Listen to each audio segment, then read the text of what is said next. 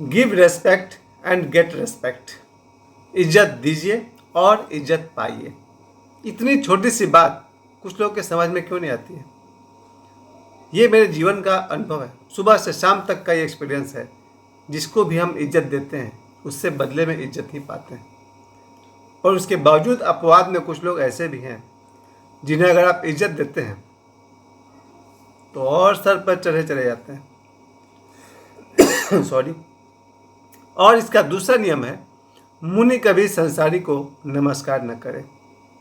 ये बहुत सुंदर नियम है। मुनि कभी संसारी को नमस्कार न करे। जब भी कोई साधक है जिसने दीक्षा लिया है, गुरु मंत्र लिया है, वो उनको प्रणाम न करे जो संसारी है। ये एक गलत बात मैं आप लोग को सिखाना चाहता हूँ, क्योंकि आप लोग के एंगल से गलत बात है पर मेरे एंगल से ये गलत बात नहीं है।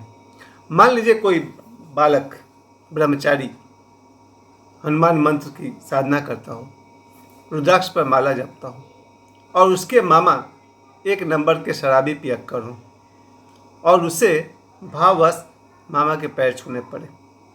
जरा सोचिए, एक ब्रह्मचारी जो हनुमान जी की साधना कर रहा है उस मामा के पैर छू रहा है जो मामा शराबी है, जुआरी है, अय्याश है। कैसा लगा सोच करके? अच्छा नहीं लगा। और इसी समाज में कुछ अब जो साधक का वर्ग है 2025 में, अब जो साधक हैं वो हमारे ही समाज में रहते हैं। आज लगभग देखा जाए तो 10,000 में एक व्यक्ति साधक जरूर होता है जो किसी गुरु से मंत्र दीक्षा लिया है या फिर किन्हीं गुरु के साथ वो साधना कर रहा है। वो दीक्षा लिया हुआ व्यक्ति जो ध्यान करता है, योग करता है, मंत्र साधना करता है, वो उसको प्रणाम नहीं करे जो बैठ के मुर्गे का टांग चबा रहा है। जी हाँ, ये दुर्भाग्य मेरे साथ बहुत साल तक हुआ। जब मैंने ओशो से दीक्षा ली थी 1997 में, उसके बाद मुझे ऐसे ऐसे लोगों का पैर छूना पड़ता था जिन्हें चिकन मटन खाने का शौक था, आदत थी, पर वो मेरे रिश्ते में पड़ते थे, रिलेशन में पड़ते थे। और जब मैं 17 साल का था तब मुझसे किसी ने कहा था कि ये लोगों के पैर छूना बंद कर दो। उस समय 1990 की बात कर रहा हूँ मैं, 1989-90 की बात है। मुझसे किसी ने कहा था कि जब भी किसी के पैर छूते हो तो हमको अच्छा नहीं लगता है, ये पैर छूना बंद कर दो।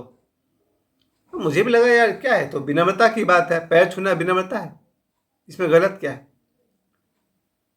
लेकिन वर्षों बाद मुझे समझ में आया कि अगर मैं साधना पथ पर हूँ, सत्य के मार्ग पर हूँ और मैं उसके पैर छू रहा हूँ जो रात दिन झूठ का ही धंधा करता है, झूठ का ही व्यापार करता है, शराबी है, जुआरी है, अयास है, नॉन वेज खाता है, चिकन मटन वाला है, क्या बोलते हो, खाता पीता है, वैसे लोगों के पैर मुझे छूने पड़े क्योंकि बचपन की आदत थी, विनम्रता की आदत थी।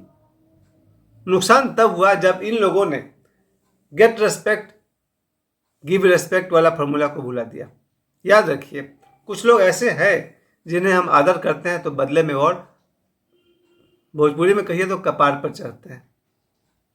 ये मेरे जीवन का अनुभव है और ये मेरे इसी पाथरडी में मैं रहता हूँ और यहाँ अगर मैंने 100 में 90 लोगों को अगर मैंने रेस्पेक्ट दिए हैं तो बदले में 80 लोगों से रेस्पेक्ट पाया है। पर कुछ 10 लोग ऐसे हैं जो अधिकार रखते ही नहीं है इज्जत पाने की। और याद रखिए, जो व्यक्ति समाज में इज्जत चाहता है उसे इज्जत देना सीखना होगा। स्टार्टिंग आपको करना है। जब हम घर से निकलते हैं, यहाँ से लेकर के लोगों बिहार गए या कहीं भी गए, जितने भी परिचित हैं उन्हें जब हम हाथ जोड़कर नमस्कार करते हैं तो उधर से मुस्कुराहट में जवाब आता है। यही फॉर्मूला है, गिव रेस्पेक्ट गेट रेस्पेक्ट। लेकिन ऐसे लोग जो उम्मीद तो रखते हैं कि हमको इज्जत मिले पर खुद किसी की इज्जत नहीं करते, उनकी बुद्धि पर गोबर लगा हुआ है। जी हाँ, अगर आप सम्मान पाना चाहते हैं तो पहले सम्मान देना सीखिए।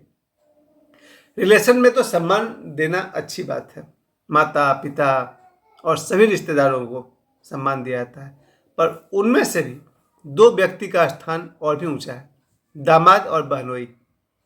दामाद और बहनोई को विशेष सम्मान देना ही चाहिए। जैसे एक नियम है कि दामाद से पैर न छुआएं, बहनोई के लिए भी वही नियम है। तो ये 2 जो रिश्ते हैं, दामाद और बहनोई, ये स्पेशल है। इन्हें हर हाल में सम्मान ही देना चाहिए, जहां तक बात कोई क्रिटिकल ना आ जाए वहां तक। पर अगर हमारा सनातन धर्म वाले इस चीज़ को ही भूल जाएं तो अच्छा बात नहीं है। इसीलिए दामाद और बहनोई को हर हाल में सम्मान ही करना चाहिए। अगर बात बहुत बिगड़ जाए तो फिर बात कुछ और है।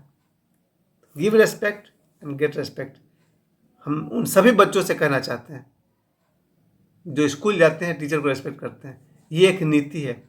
हम अपने बड़ों का पैर छूते हैं, ये एक नीति है। समाज में बड़ों को नमस्ते करते हैं, ये एक नीति है और अच्छी नीति है। लेकिन जब बच्चा 18-20 साल का होता है, 25-30 साल का होता है, और अगर वो समाज में रह करके, खासकर मैं अपनी बात कर रहा हूँ, मेरे साथ 20-25 शायद 50 लोगों ने इतनी बदतमीजी की और मैं उनके साथ हमेशा से ही आदर से प्रस्तुत होता रहा, आदरपूर्वक ही पेश आता था।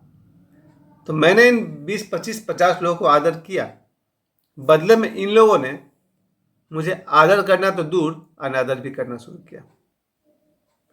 अपने आप में रिसर्च करता रहा कि जब मैं 17 साल का था तब मुझसे किसी ने कहा था कि पैर छूना बंद करो। उसकी बात सही थी, मैंने उसकी बात तो नहीं मानी और ये क्रम चलता रहा। जब 2024 में मैं एस्टैब्लिश हुआ, अपने आप को एस्टैब्लिश मानता हूँ, जब मैं छतरपुर गया था बागेश्वर धाम सरकार के पास। वहाँ जब मैं बागेश्वर धाम सरकार के सामने, बागेश्वर बालाजी के मंदिर के सामने खड़ा था, या फिर जब मैं बागेश्वर धाम सरकार पंडित धीरेन्द्र कृष्ण शास्त्री के सामने खड़ा हुआ, तब मुझे एक बात याद आया।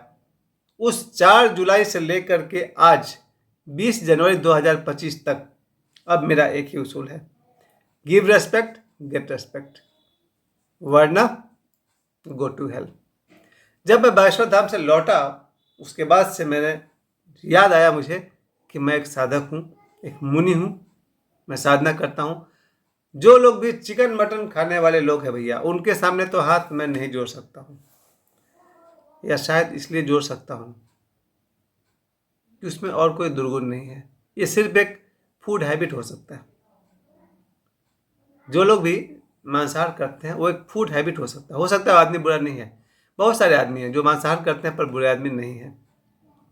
That is just a food habit. बहुत सारे लोग हैं जो शराब पीते हैं और वो बुरे आदमी नहीं है, वो बस एक फूड हैबिट है। लेकिन 2025 ये जब समय शुरू हुआ, आज 20 दिन हो गए 2025 के, अब मैंने कहा ये मंगल ग्रह का साल है, इसमें मैंने शायद ही किसी को क्षमा किया, नहीं कर सकते हैं। Give respect, get respect. जिसने आदर नहीं दिया उसके लिए मेरे जीवन में कोई जगह नहीं है।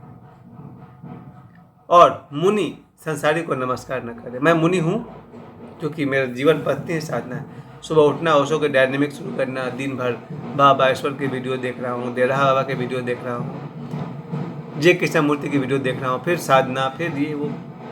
वैसा आदमी संसारी को नमस्कार करे, नॉट अलाउड। वैसे भी ये लाइन मेरा नहीं है, भगवान महावीर ने कहा है मुनि संसारी को नमस्कार न करें। और यही शिक्षा मैं इस वीडियो के माध्यम से उन सभी साधकों को देना चाहता हूँ जिन्होंने भी किसी परंपरा से दीक्षा लिया है। वो संसारियों को कम से कम पैर छूकर प्रणाम न करें, दूर से नमस्कार कर ले, चलेगा। इससे ज़्यादा वो डिजर्व नहीं करते हैं। कहाँ एक साधक और कहाँ एक संसार के हजार छल में पड़ा हुआ इंसान जिसका रात दिन ही झूठ बोना, झूठ काटना, झूठ चबेना, झूठ बिछोना, झूठ ओढ़ना। संसारी आदमी में अधिकांश तो वही होते हैं ना, झूठ का धंधा। उसके सामने साधक सिर झुका ले, पैर छू ले, नहीं चलेगा। तो मैं फिर से कहूँगा, मुनि संसारी को नमस्कार न करे, और पैर छूना तो भूल जाइए। कभी भी किसी साधक और दीक्षित साधक को किसी संसारी के पैर छूकर प्रणाम नहीं करने चाहिए। शायद माता पिता के लिए बात कुछ और है, दे आर स्पेशल वन, और जीजा और दामाद, बहनोई और दामाद के लिए स्पेशल बात हो सकता है क्योंकि इनका स्थान ऊपर है, अपवाद हो सकता है। मगर दूसरी तरफ 2025 से मैंने ये नियम बनाए हैं, गिव रेस्पेक्ट, गेट रेस्पेक्ट। 2025 से मैंने 3 लोगों से मेरी मुलाकात हुई जिन्होंने पुरानी गलती रिपीट कर दी, मैंने उन्हें बाय कर दिया है। जो लोग भी मुझे सम्मान नहीं दे सकते हैं उन्हें इग्नोर करने का मतलब समझते हैं, मेरे जीवन में कोई स्थान नहीं है। और शायद मैं तो आपसे भी कहूँगा, ये अहंकार नहीं है, स्वाभिमान भी नहीं है, बहुत मामूली बात है। इज्जत उसी को दीजिए जो आपकी इज्जत करता है। हाँ, अगर लालच में इज्जत दे रहे हैं, स्वार्थ में इज्जत दे रहे हैं, भय से इज्जत दे रहे हैं, वो एक मजबूरी है। स्वाभाविक रूप से इज्जत पाने का हकदार वही है जो आपको इज्जत करता है। 2025 में मैंने तय कर लिया है, जो मेरी इज्जत करेगा सिर्फ उसे ही मेरा इज्जत मिलेगा। और शायद मेरी बात आपको सही लगे या गलत लगे, पर वो 2 बात मैं फिर कहूँगा, गिव रेस्पेक्ट, गेट रेस्पेक्ट, और मुनि संसारी को नमस्कार न करें। फिर भी मैं अपने सभी दर्शकों को कहूँगा नमस्कार। मुझे समय देने के लिए आप सभी को बहुत बहुत धन्यवाद।